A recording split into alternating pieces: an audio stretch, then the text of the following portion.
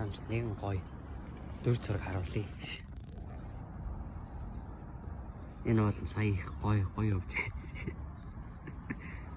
Нэг өвөө нь хоогоо дагуул явж байгаа.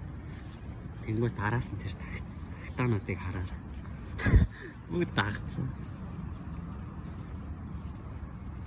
Бодол хөх юм өгнөлж бодож байгаа тэр өгнийг энэ тагтаанууд.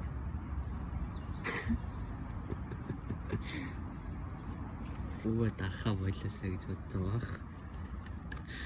Тагтаанууд бол дагсаар.